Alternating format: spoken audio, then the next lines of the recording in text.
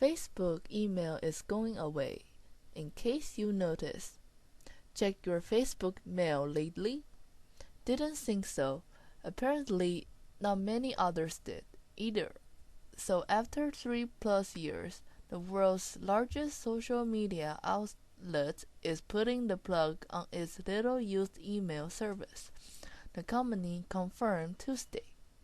We're making this change because most people haven't been using their Facebook email address, and we can focus on improving our mobile messaging experience for everyone, Facebook said in a statement.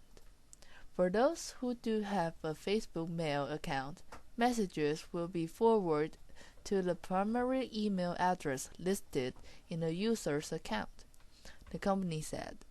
The changes are planned to roll out in March, and users can turn off that forwarding option if they prefer not to have their personal inboxes flooded with these messages. It's a little bit of bowing to the inevitable, said Justin Lafferty, editor of the trade site Inside Facebook. The email addresses, which showed up as messages for Facebook users, never took off, and when Facebook tried to make them the default email accounts for all users in mid-2012, a lot of people were unhappy with that, he said.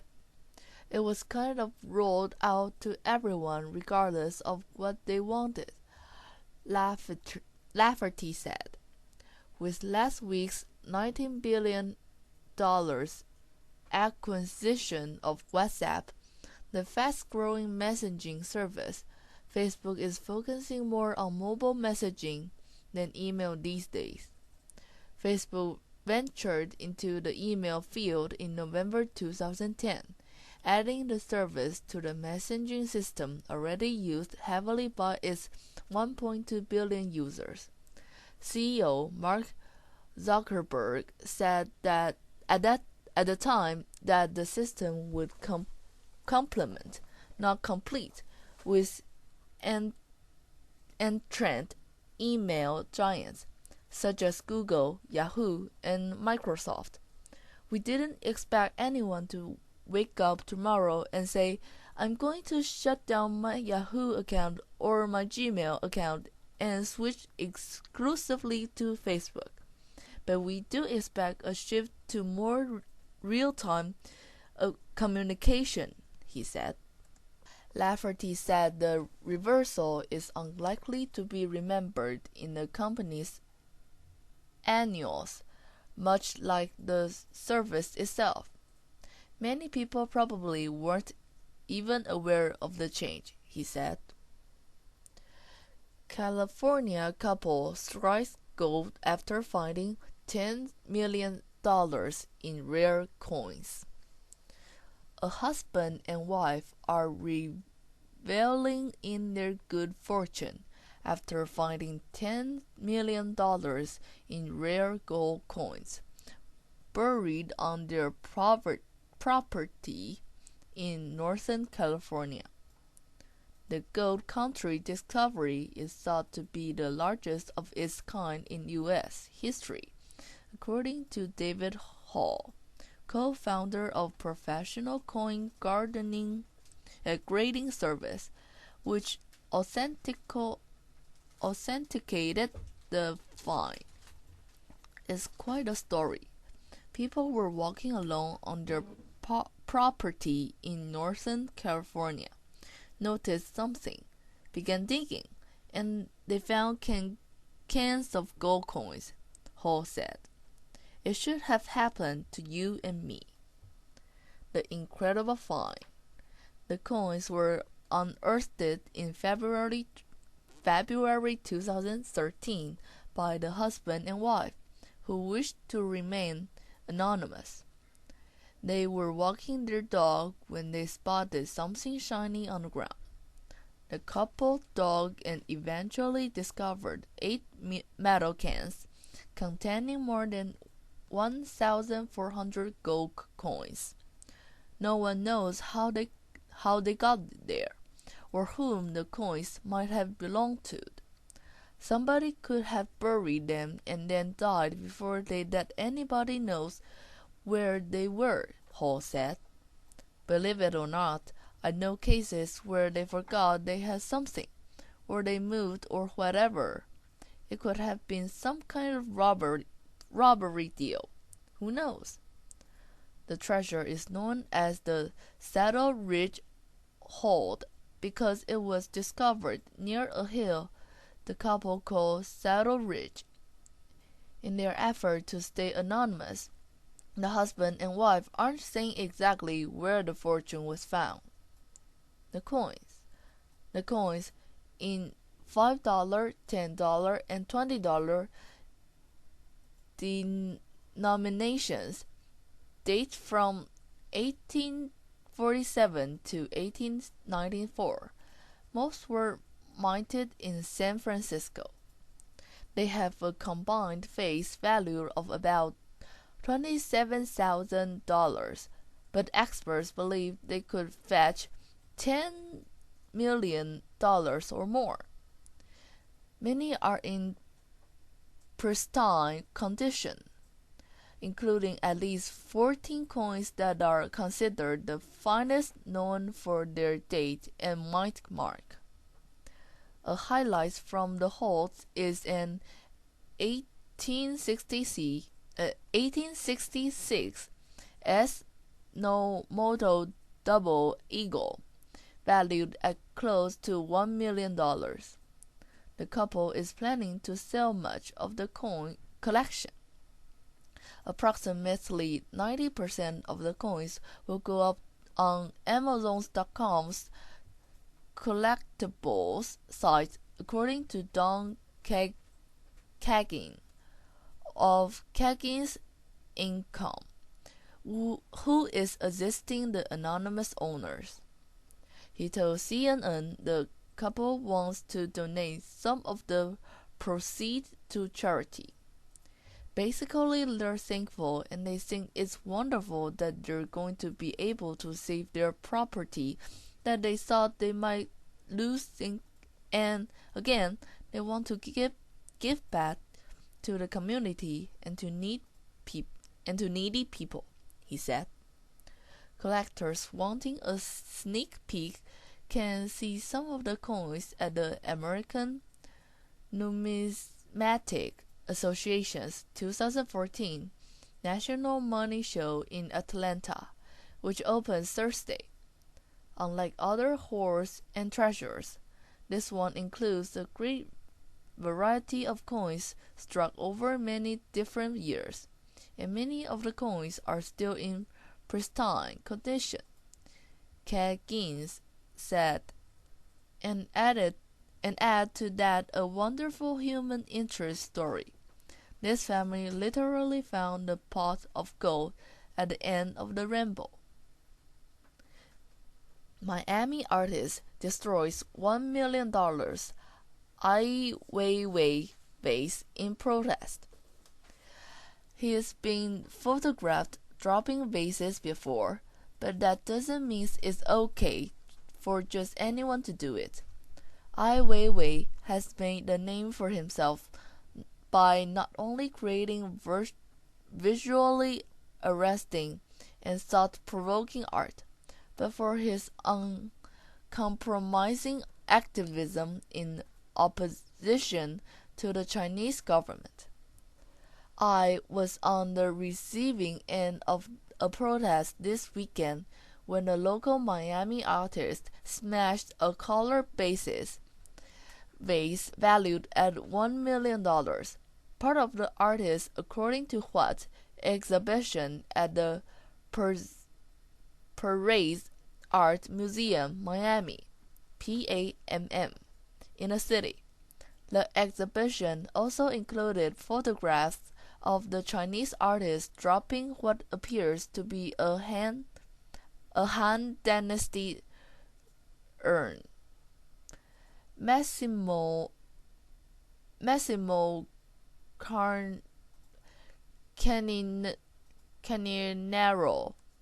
a Miami-based artist, was named in a police affidavit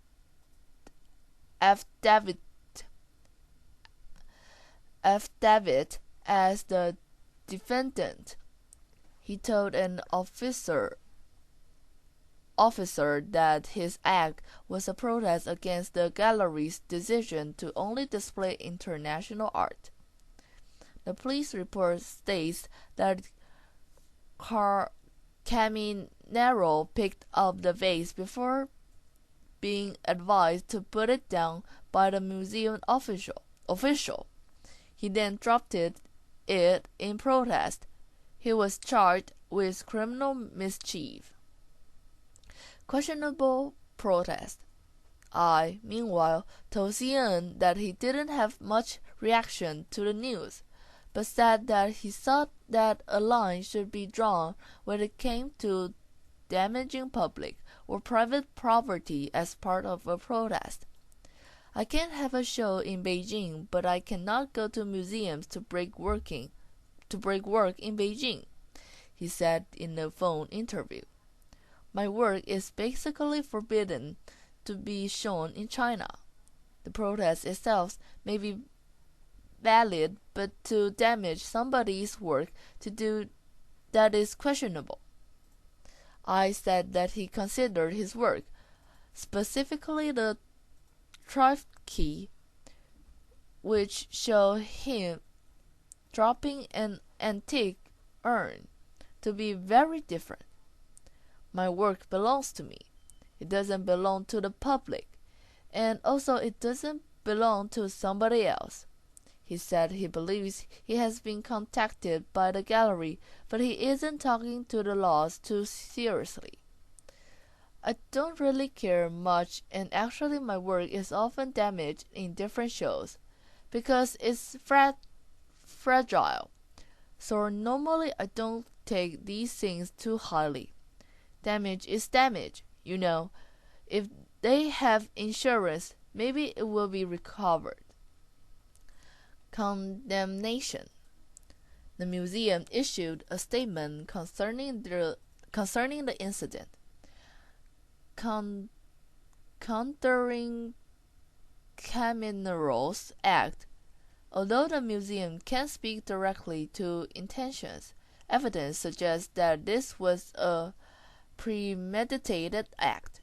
A PAMM states read. As an art museum dedicated to celebrating modern and contemporary artists from within our community and around the world, we have the highest respect for freedom of expression. But the destructive act is vandalism and disrespectful to another artist and his work, to Presence Art Museum, Miami, and to our community. Caminero told the Miami News Times that it was a spontaneous protest and that he lifted the vase and that it smashed on the floor like Weiwei did in his picture, then waited for authorities peacefully and never resist punishment. Hong Kong police on alert after China's sex industry crackdown. Hong Kong police plan to step up efforts against vice operations in the city following a massive crackdown on prostitution last week across the Chinese border, where police in Donggang raided 2,000 establishments and detained more than 900 people. Senior Hong Kong police expressed fears that the special administrative zone could fill the vice vacuum left after the raid by more than 6,000 police on the Chinese industrial city just 60 miles 100 kilometers to the north. Commissioner of Police Andy Wang Hung told local media that police would be stepping up operation against the sex trade, adding that proliferation of vice in the territory was a concern following the crackdown. There is definitely potentials for the sex trade to suddenly grow quickly here, but it won't just be confined to a race in prostitution. A senior Hong Kong police officer told the South China Morning Post. It will bring with it add the usual vice that goes with it: narcotics, money laundering, trade protection. The Chinese Ministry of Public Security on Sunday ordered police across China to step up efforts to tackle the three vices: prostitution, gambling, and drug trafficking, warning officials they would be held accountable for legal activities. While Donggang, situated between the large population zones of Shenzhen and Guangzhou, has long been associated with prostitution. It is known as China's Sin City. China's Ministry of Public Security has indicated it will not limit the crackdown to the city, and that the operations will also target officials benefiting from the trade. Be resolute with the crackdown no matter who is involved and regardless of what official ranks they are at, with no leniency or soft-heartedness, the ministry said in a post on its website over the weekend. Donggang Deputy Mayor and Police Chief Yan Xiaogang was fired from his post last week, and 10 other senior police officers have been subject to a range punishment in the wake of the race, state media reported. Other provinces, including Zhejiang, Gansu, Shandong, Guangxi, and Heilongjiang, have conducted their own vice raids in recent days, indicating that the campaign had been directed from the central government. Dubbed the Exterminate Yellow campaign, the color in China associated with prostitution, the crackdown comes after a report by the national broadcaster CCTV on the sex industry in Donggang. According to media reports cited by the English-language China Daily, Donggang, with a large and shifting migrant population from across China, could have as many as 300,000 working in the illegal industry, despite harsh penalties for involvement. The nationwide clampdown on the three vices is the latest target for the government of President Xi Jinping, which promised a wide-scale crackdown on rampant graft when it came to power in 2012. Xi has also been behind an austerity drive to rein in extravagant spending, banning officials from serving exotic dishes such as shark fin soup at banquets. Anger over corruption has prompted a raft of mass incidents and official euphemism for protest, warring officials defending one-part rule. Last year, Xi vowed to crack down on both tigers and flies, powerful leaders and lower bureaucrats in his campaign against corruption and petty officialdom. He started in his teens with just $14. Now he's a 21-year-old paperback king, award-winning and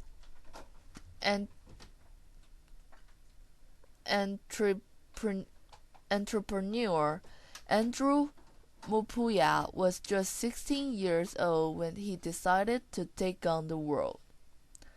That was back in 2008, when both of Mupuya's parents had lost their jobs and could only afford to cover his school fees.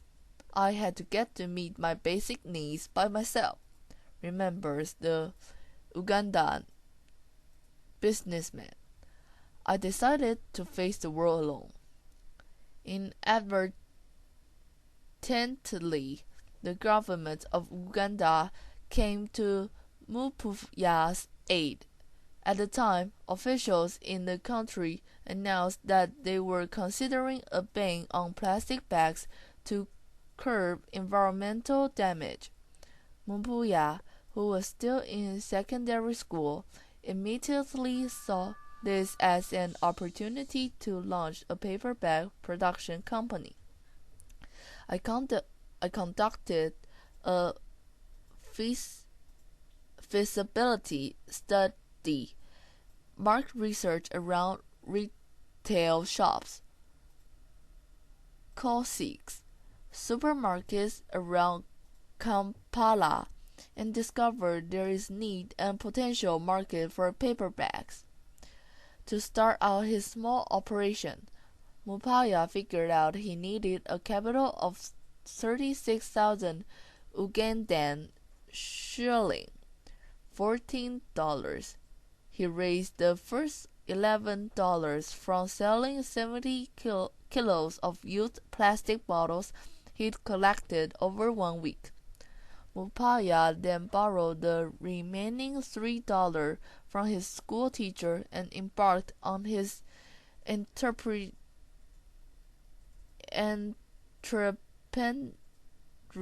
journey, producing paper bags on a small scale. Since then, the business has grown extensively, and today, at the age of 21 years old, Mupuya is the owner of Youth Entrepreneurial Link Investments, YELI, the first registered Ugandan company to make paper bags. The young entrepreneur employs 16 people who produce up to 20,000 paper bags each week. His long list of clients includes restaurants, retail stores, supermarkets, medical centers, as well as multinational companies like Samsung. YELI has made about 1,000 inches bags for the local stores of the electronic companies. Right now, I have 72 cents, said Mupuya. 90% of our clients always come back. Green impact. Mupuya's remarkable achievements and shrewd business skills have been recognized with a number of accolades in recent years. In 2012, Mupuya was the winner of the $30,000 NZ Shaw Prize, a major award given to young African entrepreneurial leaders who take the initiative to address critical needs in their communities. The awards I have won give me courage to push on with my business, says the young entrepreneur. It shows to me how I am doing the right thing, and it helps me define the impact I'm creating. Uganda has attempted to ban plastic bags in a bid to deal with its acute waste management problem and promote environmental conservation. Yet they are still used in Kampala and often block drainage system or collect in heaps on the side of the road. Mumpaya, however, believes Ugandans will eventually choose paper over plastic, and he even plans to build a recycling operation. A paper bag is eco-friendly. It can easily decompose, he says, but plastic bags take too long, so that is the difference. Just the start. For now, Mumpaya sources his paper from Nairobi, the capital of Kenya. His business is housed in Kasokoso, a slum just outside Kampala's bustling city center. Here, everything is done by hand and with precision. YELI employees turn out thousands of bags daily, cutting the paper manually and then folding it and gluing it approximately. But this takes time, and as customer numbers grow, the team cannot keep up with the increasing orders. Mumpaya says one of the biggest challenges for his startup right now is supply and demand. It needs time to produce the right quality and quantity to all clients, because it's run manually, he says. It's quite hard to catch up with some clients who are used to cheap plastic bags, added Mumpaya. My next step is to get a machine because I am only able to supply 5% of the demands I have. Yet Mumpaya says that this is a problem that most clients understand, pushing him to keep thinking big and press ahead with his plans to promote environmental conservation. My vision is to have a cleaner Africa by eradicating use of plastic bags and emphasis on paper recycling, he says.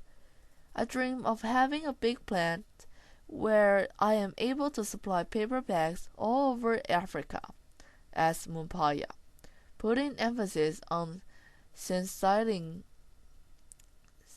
about environmental conversation. So I believe this is just the start. Facebook email is going away, in case you noticed. Check your Facebook mail lately? Didn't think so. Apparently not many others did either. So after 3+ years, the world's largest social media outlet is putting the plug on its little-used email service, the company confirmed Tuesday. We're making this change because most people haven't been using their Facebook email address, and we can focus on improving our mobile messaging experience for everyone, Facebook said in a statement.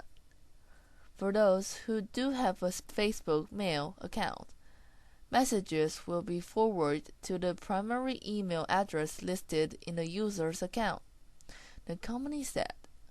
The changes are planned to roll out in March, and users can turn off that forwarding option if they prefer not to have their personal inboxes flooded with these messages. It's a little bit of bowling to the inevitable, said Justin Lafferty, editor of the trade site inside Facebook. The email addresses, which showed up as messages for Facebook users, never took off, and when Facebook tried to make them the default email accounts for all users in mid-2012, a lot of people were unhappy with that, he said. It was kind of rolled out to everyone regardless of what they wanted, Lafferty said. With last week's $19 billion acquisition of WhatsApp, the fast-growing messaging service, Facebook is focusing more on mobile messaging than email these days. Facebook ventured into the email field in November 2010, adding the service to the messaging system already used heavily by its 1.2 billion users. CEO Mark Zuckerberg said at the time that the system would complement, not complete, with entrant email giants such as Google, Yahoo, and Microsoft. We don't expect anyone to wake up tomorrow and say, I'm going to shut down my Yahoo account or my Gmail account and switch exclusively to Facebook. But we do expect a shift to more real-time communication, he said. Lafferty said the reversal is unlikely to be remembered in the company's annuals, much like the service itself. Many people probably weren't even aware of the change, he said.